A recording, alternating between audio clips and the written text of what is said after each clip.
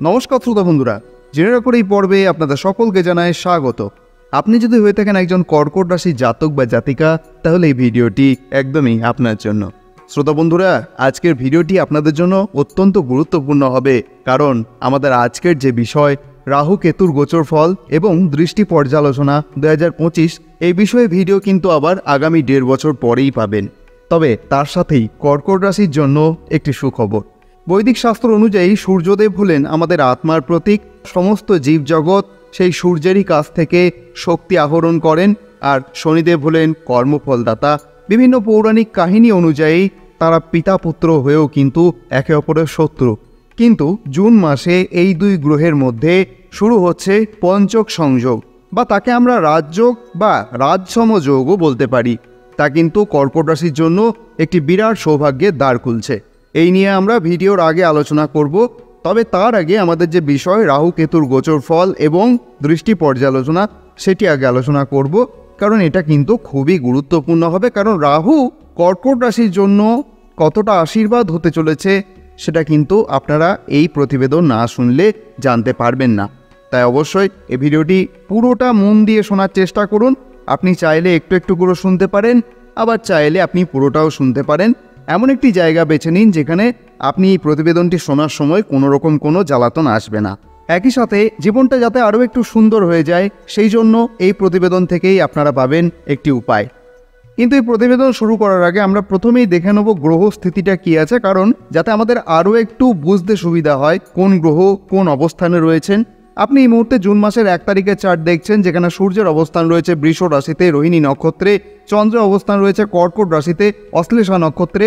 আপনারা জানেন যে চন্দ্র এক একটি রাশিতে 2.5 দিন করে অবস্থান করেন। তো যেদিন আপনি শুনছেন হয়তো হতে পারে চন্দ্র অন্য কোনো রাশিতে অন্য কোনো নক্ষত্রে অবস্থান করছেন। তাছাড়াও মঙ্গলের অবস্থান রয়েছে কর্কট রাশিতে অশ্লেষা নক্ষত্রে, এবং তিনি জুন মাসের 7 তারিখ পর্যন্ত রয়েছেন। তারপরেই কিন্তু তিনি সিংহ রাশিতে প্রবেশ করবেন। বুধের অবস্থান রয়েছে বৃষ রাশিতে রোহিণী নক্ষত্রে। বৃষ রাশিতে বুধের অবস্থান থাকবে জুন মাসের 6 তারিখ পর্যন্ত, তারপরেই কিন্তু তিনি মিথুন রাশিতে প্রবেশ করবেন। দেবগুরু বৃহস্পতির অবস্থান রয়েছে মিথুন রাশিতে মৃগশিরা নক্ষত্রে। গুরুশ্রেষ্ঠ শুক্রের অবস্থান রয়েছে মেষ রাশিতে অশ্বিনী নক্ষত্রে। কর্মফলদাতা শনিদেবের অবস্থান রয়েছে মীন রাশিতে উত্তর ভাদ্রপদ নক্ষত্রে। আপনারা জানেন যে গত 29শে মার্চ শনিদেবের গোচর হয়েছে। রাহুর অবস্থান রয়েছে কুম্ভ রাশিতে পূর্ব ভাদ্রপদ নক্ষত্রে, এবং কেতুর অবস্থান রয়েছে সিংহ রাশিতে উত্তর ফাল্গুনী নক্ষত্রে। অনেক গ্রহর মহাগোচর হয়ে গেছে, যেমন শনিদেবের গোচর হয়ে গেছে গত 29শে মার্চ, দেবগুরু বৃহস্পতির গোচর হয়ে গেছে গত 15ই মে, রাহু কেতুর গোচর হয়ে গেছে গত 18ই মে। এবং এই যে 4টি গোচর, এই গোচরগুলিকে আমরা অনেক সময় বৃহৎ গোচরও বলে থাকি, কারণ হচ্ছে এই গোচরগুলি অনেক দিন পর পর হয়। এই যেমন শনিদেব এক একটি রাশিতে প্রায় 2.5 বছর করে অবস্থান করেন, দেবগুরু বৃহস্পতি প্রায় 1 বছর করে অবস্থান করেন, এবং রাহু কেতু কিন্তু এক একটি রাশিতে 1.5 বছর করে অবস্থান করেন। এবার জেনে রাখা ভালো, রাহু কেতু কিন্তু সমস্ত গ্রহের থেকে একটু ভিন্ন। কেন বলুন তো? তার কারণ হচ্ছে রাহু কেতুর যে গোচর হয়, সেই গোচরটা হয় ঘড়ির কাঁটার দিকেই, আর অন্যান্য গ্রহের যে গোচরগুলি হচ্ছে সেগুলি কিন্তু ঘড়ির কাঁটার বিপরীতে হচ্ছে। এই যেমন শনিদেব কুম্ভ রাশিতে ছিলেন, কিন্তু শনিদেব যখন গোচর করলেন তখন তিনি মীন রাশিতে এলেন। কিন্তু রাহু যখন মীন রাশিতে ছিল তখন কিন্তু তার গোচর হয়ে গেল কুম্ভ রাশিতে। অর্থাৎ মীন রাশি থেকে পিছিয়ে এলো রাহু, এবং কেতুও পিছিয়ে গেল কন্যা থেকে সিংহে। এটাই হয় অন্যান্য গ্রহের সাথে রাহু কেতুর তফাৎ।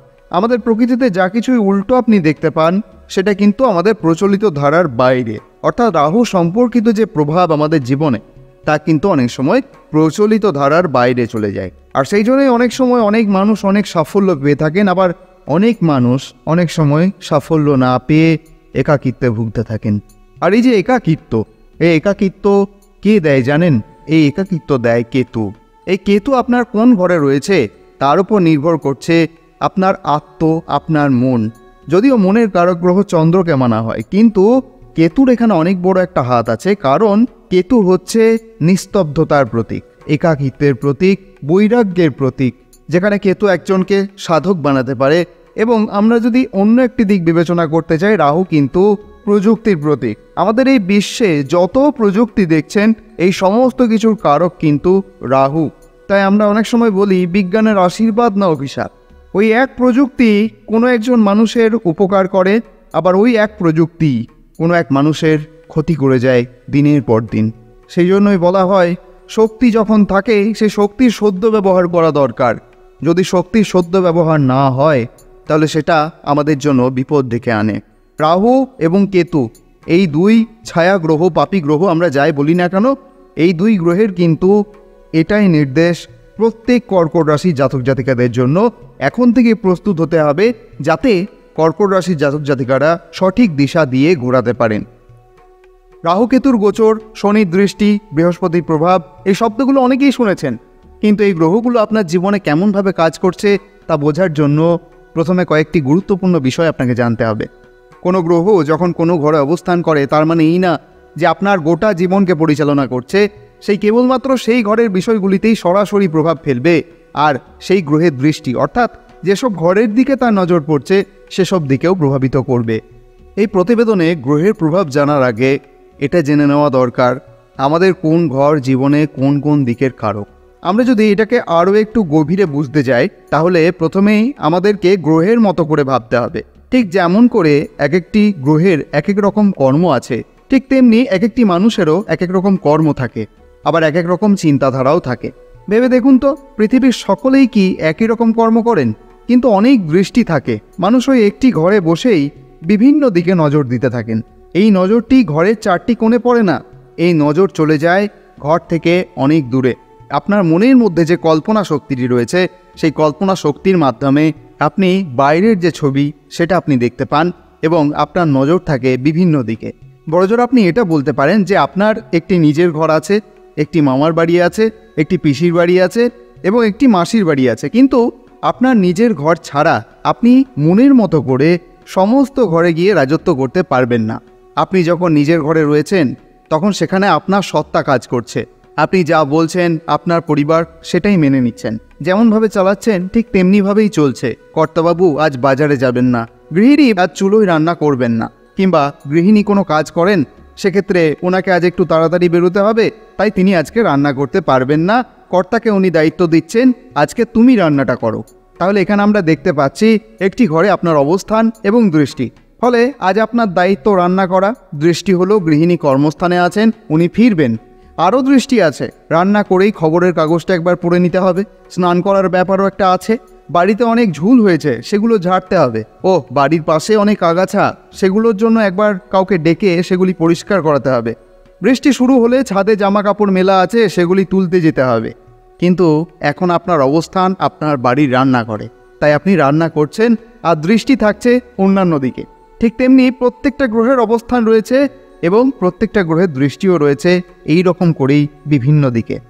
এবার আমরা সংযোগ কাকে বলছি? যতক্ষণ পর্যন্ত আপনি গৃহিণীর সাথে অবস্থান করছেন সেটাকে আমরা সংযোগ বলছি। একটি গ্রহের সাথে আরেকটি গ্রহ যখন একই সাথে অবস্থান করেন তখন কিন্তু সেটাকে আমরা গ্রহের সংযোগ বলে থাকি। ঠিক সেই রকমভাবেই আপনি যেমন আপনার পরিবারে আপনার সন্তানের সঙ্গে অবস্থান করছেন, আপনার গৃহিণীর সাথে অবস্থান করছেন, বা অন্য কোনো কুটুম্বাদি যদি বাড়িতে এসেছেন তাহলে আপনি সেই সময়ে তাদের সাথেই আপনার সংযোগ তৈরি হচ্ছে, একই সাথেই কিন্তু আপনার অবস্থান হচ্ছে। এবার তাদের মনের মধ্যে কি ঘটছে আর আপনার মনের মধ্যে কি ঘটছে সেটা কিন্তু সম্পূর্ণ ভিন্ন হতে পারে। আপনার বাড়িতে কোনো কুটুম্বাদি এসেছেন বলে এমন নয় যে তিনি আপনার কথা শুনতে এসেছেন বা আপনি যা বলবেন সেটা শুনবেন, বা তিনি আপনার চাকর, এমনটা কিন্তু একদমই নয়। আপনি একটা কথা বলছেন, তিনি সেই কথাটি উল্টো বুঝছেন এবং সেক্ষেত্রে একটা মনোমালিন্য বা তর্কাতর্কির সৃষ্টি হচ্ছে। তাহলে সেক্ষেত্রে সংযোগে সমস্যা হচ্ছে, একই সাথে অবস্থানে কোনো একটি সমস্যা হচ্ছে। এমনটা হয় আপনি বাড়ির মধ্যে অবস্থান করছেন, আপনার কোনো কুটুম্ব বাড়ির মধ্যে এসছেন, বা এমন কেউ বাড়ির মধ্যে এসছেন তিনি পরোক্ষভাবে আপনার শত্রুতা করছেন। সেখানে আপনার গৃহিণীর অবস্থান রয়েছে, কিন্তু সেই মানুষটি ঢুকে যাচ্ছেন আপনার সম্পর্কের মাঝে। তাহলে সেই ক্ষেত্রে আপনার সম্পর্কের মধ্যে ফাটল ধরানোর চেষ্টা চলছে। আপনার গৃহিণীও রেগে যাচ্ছেন, আপনিও রেগে যাচ্ছেন এবং সেই মানুষটি মজা নিচ্ছেন এইটি ভেবে যে তিনি সফল হয়েছেন। তাহলে এক্ষেত্রে তিনটে সংযোগ কখনোই ঠিক নয়, শুভ নয়। আমরা এইভাবে যদি গ্রহকে বুঝতে যাই, ঠিক এইভাবেই হয় সমস্ত কিছু।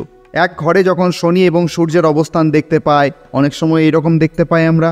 আবার রাহু শনি একসাথে অবস্থান করলেও অনেক সময় অনেক রকম ধরনের প্রভাব আমাদের মানব জীবনে লক্ষ্য করা যায়। এবার আপনাকে বুঝে নিতে হবে যে আপনার প্রথম ঘর কোনটা। আপনার প্রথম ঘর হচ্ছে এই ছকের বাঁ দিকের মাঝের ঘরটা, সেটাই আপনার কিন্তু 1 নাম্বার ঘর। তাছাড়া আপনি যেখানে 1 নাম্বার লেখা আছে দেখতে পাচ্ছেন, সেটা কিন্তু মেষ রাশির 1 নাম্বার ঘর, আপনার নয়। কারণ রাশি ছকের প্রথম ঘর হচ্ছে মেষ রাশির ঘর, দ্বিতীয় ঘর হচ্ছে বৃষ রাশির ঘর, তৃতীয় ঘর মিথুন রাশির ঘর এবং চতুর্থ ঘর কর্কট রাশির ঘর। তারপর থেকে কর্কট রাশির পরে যে সিংহ রাশি আসে সেটা হয় কর্কট রাশির দ্বিতীয় ঘর বা 2 নাম্বার ঘর। তারপর থেকে যতগুলো রয়েছে 3, 4, 5, 6 করে এগিয়ে যায়। তাহলে আমরা প্রথমে যদি দেখতে চাই কর্কট রাশির প্রথম ঘর কি বোঝায়? আপনার শরীর, ব্যক্তিত্ব, চেহারা, স্বাস্থ্য এবং জীবনের দৃষ্টিভঙ্গি। আপনি কে, কেমন দেখতে, কিভাবে কথা বলেন, আপনি কিভাবে নিজেকে প্রকাশ করেন। এবার আমরা যদি আপনার দ্বিতীয় ঘর সম্বন্ধে জানতে চাই, তাহলে সেটা বোঝায় আপনার অর্থ, পরিবার, কথা বলার ধরন, মুখমণ্ডল, খাদ্যাভ্যাস, আপনার নিজের পরিবারের ঘর। আপনি কোথা থেকে এসেছেন, কিভাবে কথা বলেন, কিভাবে আয় করেন, এটা হয় আপনার দ্বিতীয় ঘর। আপনার তৃতীয় ঘর হচ্ছে ছোট ভাই বোনের ঘর, সাহস, পরিশ্রম, যোগাযোগ, হাত এবং কাঁধের ঘর। এই ঘর আপনার উদ্যম এবং সাহসের প্রতীক। আপনি কিভাবে ঝুঁকি নেন এবং নিজেকে প্রকাশ করেন, সেটাই কিন্তু এই তৃতীয় ঘর থেকে তৈরি হয়। ঠিক তেমনি আপনার চতুর্থ ঘর হচ্ছে সুখের ঘর, মাতৃভাব। কি বোঝায়? মা, মাতৃস্থানীয় কেউ, গৃহ, জমি, যানবাহন, মানসিক শক্তি। আপনার মনের ঘর, আপনি কোথায় শান্তি খুঁজে পান, ঘরবাড়ির স্থিতি কেমন, এই সমস্ত কিছু কিন্তু চতুর্থ ঘরকে নির্দেশ করে। আবার আপনার পঞ্চম ঘর সন্তানের ঘর, বিদ্যভাবের ঘর। কি বোঝায়? সন্তান, প্রেম, শিক্ষা, সৃজনশীলতা, বিনিয়োগ। এই ঘর হলো আপনার ভালোবাসা এবং সৃষ্টি করার ক্ষমতা, আপনার ইমাজিনেশন। আবার আপনার ষষ্ঠ ঘরকে রোগ, ঋণ, শত্রুর ঘর বলা হয়। কি বোঝায়? রোগ, শত্রু, প্রতিযোগিতা, চাকরি, ঋণ, আপনার লড়াই করার জায়গা, জীবনে কোন কোন ক্ষেত্র আপনাকে পরীক্ষার মুখে ফেলে, সেই সম্পর্কিত ঘর হচ্ছে ষষ্ঠ ঘর। আপনার সপ্তম ঘরকে দাম্পত্যের ঘর বলা হয়, আবার ব্যবসার ঘরও বলা হয়। কি বোঝায়? বিবাহ, জীবনসঙ্গী, ব্যবসায়িক অংশীদারিত্ব বা ব্যবসা। এই ঘর অন্যজনের প্রতি আপনার প্রতিক্রিয়াকে নির্দেশ করে, আপনার সম্পর্কের স্বরূপকে নির্দেশ করে। একই সঙ্গে আপনার অষ্টম ঘর আয়ুর ঘর, রহস্য, পরিবর্তন ভাব। কি বোঝায়? রহস্য, দুর্ঘটনা, যৌনতা, গোপন সম্পদ, পরিবর্তন। জীবনের অজানা দিকের ঘর হচ্ছে এই অষ্টম ঘর। এই ঘরের মধ্যে রয়েছে পরিবর্তনের ইঙ্গিত এবং রূপান্তরের শক্তি। নবম ঘরকে বলা হয় ভাগ্যের ঘর, ধর্মের ঘর, গুরু ভাবের ঘর, পিতৃস্থানের ঘর। কি বোঝায়? ভাগ্য, উচ্চশিক্ষা, ধর্ম, ভ্রমণ, গুরু। আপনার জীবন পথ এবং আশীর্বাদের ঘর, আপনার ভাগ্য কোথায় নিয়ে যাবে আপনাকে, সেই সম্পর্কিত ঘর হচ্ছে নবম ঘর। আপনার দশম ঘর হচ্ছে কর্মের ঘর, পেশার ঘর। কি বোঝায়? পেশা, সামাজিক মর্যাদা এবং কর্তৃত্ব।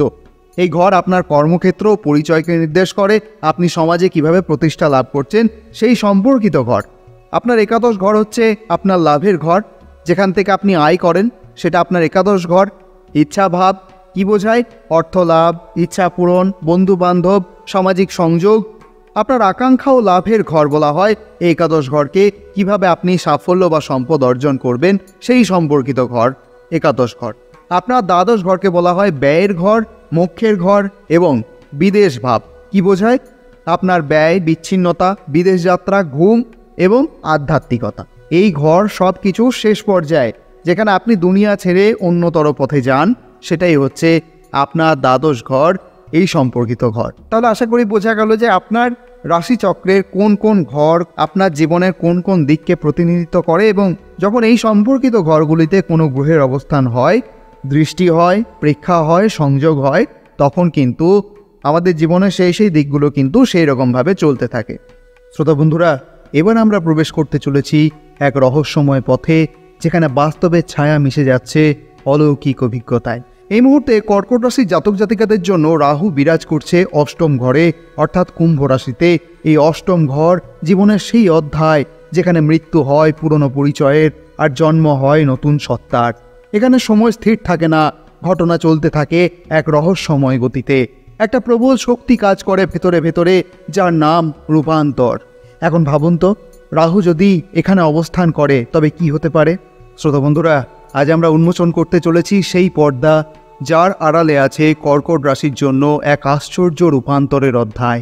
2025 সালের 18ই মে সেই মাহেন্দ্রক্ষণে রাহু প্রবেশ করেছে কর্কট রাশির অষ্টম ঘরে। আর এই অবস্থান, এই দৃষ্টিপাত তৈরি করছে এমন এক পটভূমি যেখানে জেগে উঠবে শক্তি, সৃজনশীলতা আর সঠিক সময়ে দিগদর্শন। এটা এমন একটা ঘর যা সাধারণত রহস্যে মোড়া, কিন্তু আপনি কর্কট রাশির জাতক জাতিকা হিসাবে এই রহস্যকেই রূপ দিতে পারবেন রত্নে। রাহুর এখানে অবস্থান আপনার ভেতরের অজানা প্রতিভাগুলিকে জাগিয়ে তুলবে। যে বিষয়গুলিতে আপনি এতদিন ভেবে দেখেননি, সেগুলোতেই আজ আপনি নিজের ভবিষ্যৎ দেখতে পাবেন। এই সময়ে আপনি পাবেন গভীর অন্তর্জ্ঞান, জানতে পারবেন জীবনের আসল ডাক কোথা থেকে আসছে। এটি হোক আত্ম উন্নয়নের সময়, নতুন জ্ঞান, গবেষণা, গূঢ়বিদ্যা অথবা গভীর চর্চার সময়। আপনার চিন্তা হবে অন্যদের থেকে অনেক গভীর, অনেক দূরদর্শী। আপনি ভাববেন 10 কদম আগের কথা এবং তাতে এগিয়ে যাবেন সবার থেকে। একই সঙ্গে রাহুর দৃষ্টি থাকছে আপনার দ্বিতীয় ঘরে, বাক্য, মূল্যবোধে ঐশ্বর্য।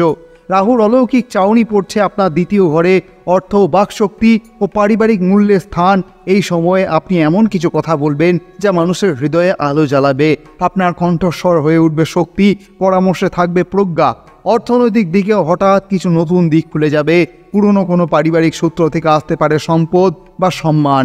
এমনকি আপনি নিজেও এমন কিছু দক্ষতা অর্জন করবেন যেগুলো ভবিষ্যতে আপনাকে আরও আত্মনির্ভর করে তুলবে। একই সঙ্গে রাহুর দৃষ্টি থাকছে আপনার চতুর্থ ঘরে, যেখানে মন ও ঘরে শান্তির সূর্যোদয় বলা যায়। এই ঘর মনের ঘর, মায়ের ঘর, অন্তর্জগতের ঘর। রাহুর দৃষ্টি এখানে মানে আপনার মনের দরজাগুলো খুলে যাচ্ছে এক নতুন আশার দিকে। ঘরের পরিবেশ হয়ে উঠবে উষ্ণ, সমৃদ্ধ, ভালোবাসায় ভরা। আপনি হয়তো বাড়ি সারাইয়ের কথা ভাবতে পারেন, হয়তো নতুন কোনো গৃহস্থালির সিদ্ধান্ত নেবেন। যা হবে সবই শুভ। এমনকি মানসিক দিক থেকেও এটি একটি স্বর্ণালী সময়। আপনি আগের থেকে অনেক বেশি আত্মবিশ্বাসী, স্থিতধী ও স্থির হয়ে উঠবেন। একই সঙ্গে রাহুর দৃষ্টি থাকছে আপনার সপ্তম ঘরে, অর্থাৎ সম্পর্কে নতুন আলো। কিন্তু কিছু সাবধানতাও আছে। এই সময়ে যে কোনো সম্পর্কের ভিত শক্ত হবে, হোক সেটা দাম্পত্য, অংশীদারিত্ব বা সহকর্মীর সঙ্গে বোঝাপড়া। রাহুর এই দৃষ্টি আপনার সম্পর্কের রূপ রাঙিয়ে তুলবে। আপনি দেখবেন কারোর সাথে পুরনো দূরত্ব এবার মুছে যাচ্ছে। কেউ হয়তো সামনে এসে বলবে, তুমি ঠিক বলেছিলে। এমনকি নতুন কোনো শক্তিশালী সম্পর্কের সূচনা হতে পারে যে আপনাকে ভবিষ্যতের পথে পাথেয় দেবে। কিন্তু কিছু সাবধানতা আপনাকে অবলম্বন করতে হবে। নতুন কোনো অংশীদারিত্ব থেকে সাবধান থাকতে হবে, নতুন কোনো সম্পর্ক থেকে সাবধান থাকতে হবে। কারণ রাহুকে ছায়া গ্রহ, পাপী গ্রহ বলা হয়। অংশীদারিত্ব এবং সম্পর্কে বিভ্রান্তি ঘটাতে রাহু কিন্তু 100 গুণে গিয়ে। তাই অবশ্যই নতুন কোনো সম্পর্ক, নতুন কোনো অংশীদারিত্ব থেকে আপনাকে একটু সাবধানতা অবলম্বন করে চলতে হবে। অবশ্যই অভিজ্ঞদের পরামর্শ আপনাকে নিতে হবে। একই সঙ্গে রাহুর দৃষ্টি থাকছে আপনার দ্বাদশ ঘরে, অর্থাৎ স্বপ্ন থেকে সত্যির সেতু। দ্বাদশতম ঘর আধ্যাত্মিকতা, বিশ্রাম, ঘুম ও দূরের জগতের। এখানে রাহুর দৃষ্টি মানে আপনার স্বপ্ন হবে অর্থবহ, আপনার প্রার্থনা পৌঁছবে বহু দূর অবধি। এমনকি আপনারা যারা বিদেশে কাজ বা পড়াশোনার পরিকল্পনা করছেন তাদের জন্য এটি দারুণ সময়। তবে অবশ্যই একটা কথা স্মরণ রাখবেন, বিদেশ মানে শুধু এই দেশের বাইরে নয়। বিদেশ মানে হতে পারে অন্য কোনো রাজ্যে বা অন্য কোনো শহরে, জন্মস্থান থেকে দূরে। অনেকের জন্য হঠাৎই এই বিদেশ যোগ তৈরি হতে পারে, বা মানসিকভাবে এমন এক উচ্চতায় উঠবেন যেখানে আপনি বুঝতে পারবেন আমি কে, আমি কি চাই। শরীর মন দুই দিক থেকে আপনি হবেন অনেক বেশি পরিপূর্ণ এবং কেন্দ্রীভূত। সার সংক্ষেপ যদি বলতে হয়, রাহুর অলৌকিক আলোয় কর্কট রাশির উজ্জ্বল ভবিষ্যৎ। রাহুর এই যাত্রা কর্কট রাশির জাতক জাতিকাদের জন্য ভয় ও ভ্রান্তির নয়, বরং এটি একটি উন্নতির গুপ্ত চাবি যা খুলে দেবে এমন সব দরজা যেগুলোর পেছনে লুকিয়েছিল আপনার পরিণতির রূপরেখা। আপনি হবেন ধৈর্যশীল, দূরদৃষ্টি সম্পন্ন এবং নিজের অন্তর্দৃষ্টি দিয়ে অনেক বড় সিদ্ধান্ত নিতে সক্ষম। আজকে যদি কেউ আপনাকে না বোঝে, কাল আপনি তাদের পথ দেখাবেন, এটা অবশ্যই খেয়াল রাখবেন। একই সঙ্গে কেতু অবস্থান করছেন আপনার দ্বিতীয় ঘরে। কেতুর নিঃশব্দ আশীর্বাদ। সব কিছু শব্দে বোঝানো যায় না। কিছু কিছু প্রভাব, যেমন কেতুর এক নিঃশব্দ বিপ্লবের মতো, সে আসে ছায়ার আড়ালে, কথা কম বলে, কিন্তু যার প্রভাবে জীবনে নতুন পথে মোড় নেয়। 2025 সালে কর্কট রাশির জন্য কেতু এসেছে রাশিচক্রের দ্বিতীয় ঘরে, অর্থাৎ সিংহ রাশিতে। আর তার আন্তর্জাতিক দৃষ্টি ছড়িয়ে পড়ছে আপনার ষষ্ঠ, অষ্টম, দশম এবং প্রথম ঘরে। কেতুর দৃষ্টি যখন দ্বিতীয় ঘরে, তখন দ্বিতীয় ঘর অর্থ, বাক্য, পারিবারিক মূল্যবোধের ঘর। কেতু এখানে মানে অপ্রচলিত পথে আপনি খুঁজে পাবেন অর্থনৈতিক নিরাপত্তা ও আত্মসম্মান। এই সময় আপনার কথা কম হবে, কিন্তু প্রতিটি শব্দে থাকবে ওজন, সহ্য আর শক্তি। আপনি হয়তো বুঝে যাবেন যা সত্য তা খুব বেশি দিন বলা লাগে না। আর এই উপলব্ধি থেকেই জন্ম নেবে এক নতুন অর্থনৈতিক রূপরেখা, যেখানে আপনি নিজের শর্তে আয় করবেন, অন্যের ওপর নির্ভর না করে। ষষ্ঠ ঘরে কেতুর দৃষ্টি নীরব যোদ্ধার জয়। এই ঘর শত্রু, রোগ এবং প্রতিদ্বন্দ্বিতার। কেতুর রহস্যময় দৃষ্টি এখানে যেন এক আদর্শ যোদ্ধার মতো, যে যুদ্ধ করে অন্তরে শান্তি ধরে রেখে। আপনার ভেতরে তৈরি হবে এক দুর্নিবার মানসিক বল। শত্রু যদি থাকেও তারা আপনার পথ চলা আটকাতে পারবে না। আপনি নিজের শরীর ও চেতনাকে এমনভাবে শক্ত করবেন যেন রোগ আসার আগেই পরাজিত হয়ে যায়। এই সময় আপনি নিজেকে হারিয়ে নয়, নিজেকে আবিষ্কার করে জয়লাভ করবেন। কেতুর দৃষ্টি একই সাথে আপনার অষ্টম ঘরে পড়ছে। অষ্টম ঘর রহস্য, উত্তরাধিকার, গবেষণা ও রূপান্তরের। এখানে কেতুর দৃষ্টি মানে জীবনের গভীরে ডুব দিয়ে আপনি এমন কিছু খুঁজে পাবেন যা অজানা ছিল এতদিন।